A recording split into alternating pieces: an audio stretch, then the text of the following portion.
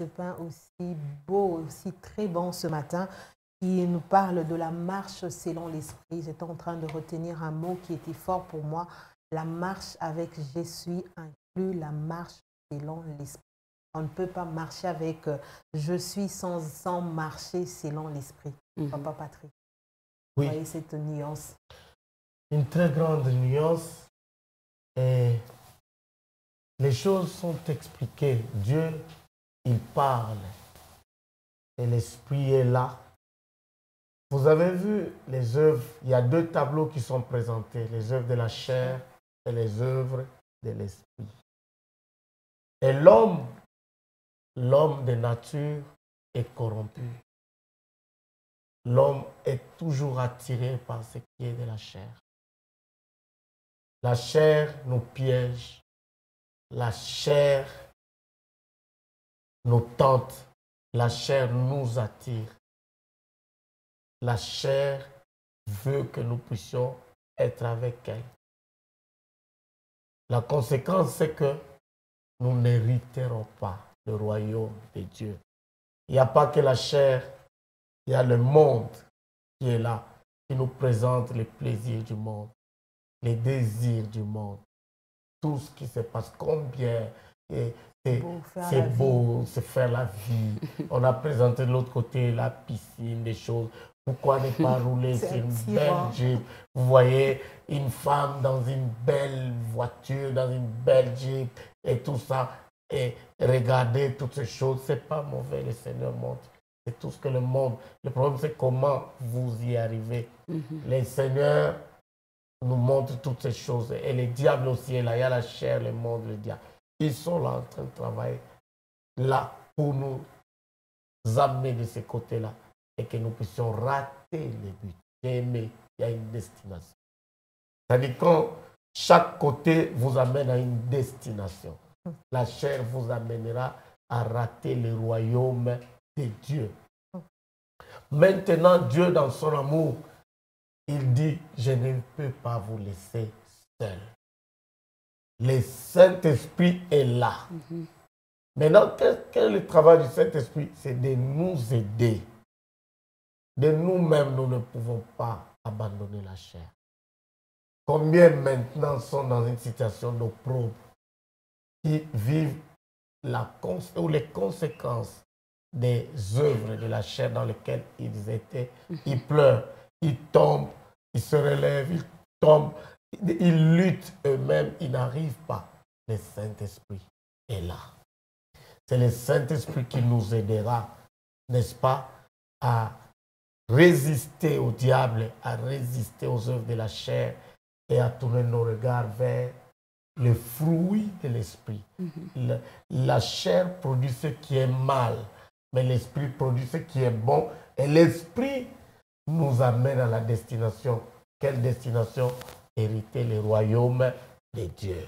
Et c'est le Saint-Esprit seul qui peut nous aider. Nous ne pouvons pas de nous-mêmes nous abandonner les œuvres de la chair. Le Saint-Esprit est là pour nous aider. Quelqu'un traverse une telle situation. Si vous y restez, vous allez droit, n'est-ce pas, à manquer le royaume de Dieu. Mais sinon, acceptez l'aide du Saint-Esprit aujourd'hui, qui lui nous donnera la force, va purifier, sanctifier nos pensées, nos cœurs, pour mettre le dégoût de ces œuvres de la chair et nous montrer la gloire, n'est-ce pas, de Jésus. Nous montrer combien Jésus est le trésor qui est au-dessus de tout ce que nous pouvons imaginer et que nous puissions le suivre pour hériter le plus grand prix, celui du royaume de Dieu. Amen. Maman Bijou, vous voulez que l'esprit produise, il faut que la chair se taise. Il faut l'assassiner même. Il faut le dire ainsi. Parler, l'esprit ne va pas produire. On ne va pas du tout produire. Donc, comme la chair doit se taire. En tout cas, on doit fournir un effort. Comme Papa Patrick a dit, l'effort là, ce n'est pas nous-mêmes, on se lève, on se dit, non. Les Saint-Esprit, on fait appel au Saint-Esprit. Le Saint-Esprit va venir nous aider à ce que la chair puisse se taire et que les œuvres de l'Esprit commencent à se produire en nous. Comme ça, on va produire, comme Paul il parle des fruits qui sont dignes de repentance.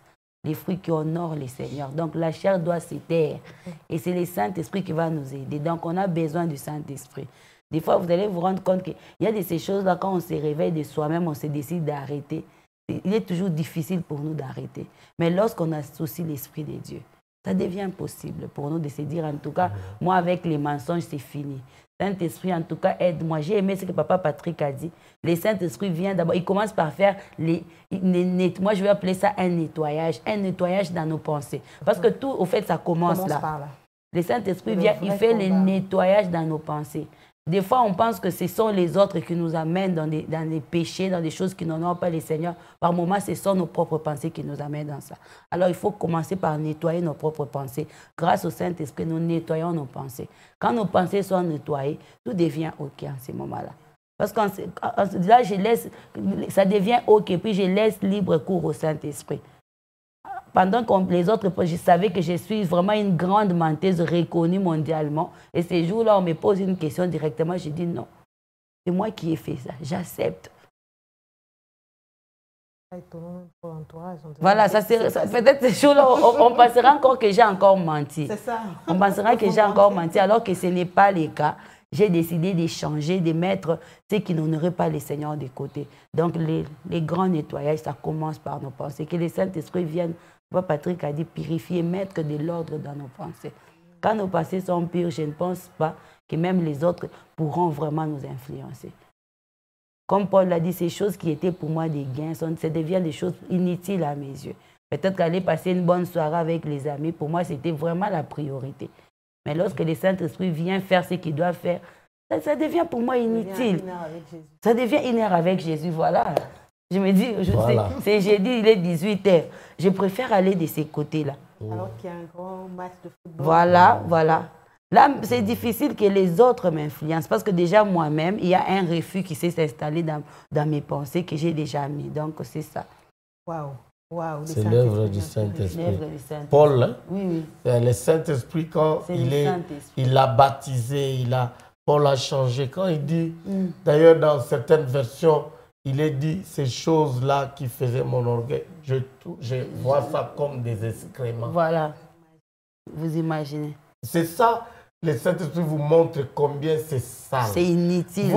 Vous êtes dans la saleté de l'impudicité, de l'adultère. Vous êtes dans la saleté. Vous y allez, vous naviguez dans cette saleté.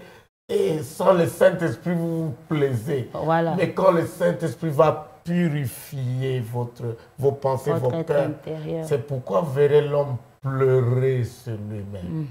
Dit, est-ce que c'était moi? Comment pouvez-vous imaginer un homme marié, une femme mariée, aller encore avec d'autres? Et puis, parfois, même avec... Comment vous pouvez imaginer une personne aller avec autant d'hommes ou autant de femmes, le même. Comment vous pouvez imaginer cette saleté, quelqu'un accepte ça? C'est ça. C'est parce que le Saint-Esprit n'est pas là. Comment pouvez-vous imaginer quelqu'un, un papa en train de voler, peut-être à l'entreprise, il vole. Et puis, un jour, on va l'arrêter, on va dire aux enfants, votre papa a volé. Il a détourné. Il a détourné la corruption.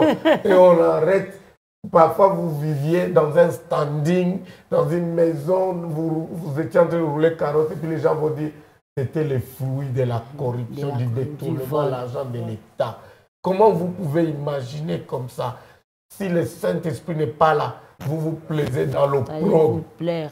Dans l'opprobre, vous êtes dans la perdition, vous vous plaisez dans ça. Mais en réalité, quelqu'un d'autre qui est rempli du Saint-Esprit, il pleure. Jésus, il pleure quand il vous regarde. Mais c'est comme ça qu'il envoie le Saint-Esprit. Dès qu'il arrive, il vous aide. J'ai dit à quelqu'un, le Saint-Esprit est là pour vous aider, pour nous aider. Et nous-mêmes, nous ne saurons pas. Pas du tout.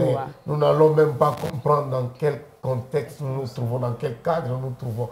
Le Saint-Esprit va nous aider, il va nous laver pour que nous puissions jouir la vie de la vérité et de la sanctification. Amen. La grâce de Dieu. Amen. Et aller au ciel. Amen. Très, très belle illustration. j'ai aimé ce qu'un homme de Dieu est en train de dire. C'est comme un fou qui vit dans sa folie, qui fait de choses extrêmes. Le jour que ce fou se rendra compte qu'il est fou, la folie doit s'arrêter parce qu'il aura tellement honte de lui de voir qu'il siégeait dans la poubelle. De rester autour de la poubelle. Voilà. C'est ça, en fait. Vraiment cette image.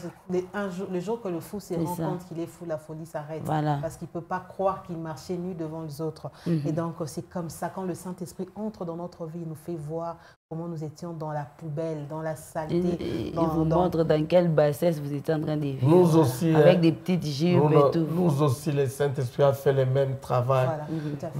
Nous aussi, le Saint-Esprit nous a ramassés dans la poubelle, dans la saleté. Nous, quand on parle, quelqu'un peut imaginer que nous sommes tombés du ciel. Non, non. Nous aussi, nous étions dans cette situation-là. Le Saint-Esprit est venu. Et par sa grâce, comme il est là ce matin pour vous, il peut vous tirer, que vous compreniez cette saleté. Il a fait pour nous. Voilà, il peut le faire pour vous donner cette force et que vous soyez dans le Seigneur, que vous soyez sanctifiés. Il est là pour vous aussi. Amen. Amen. Amen.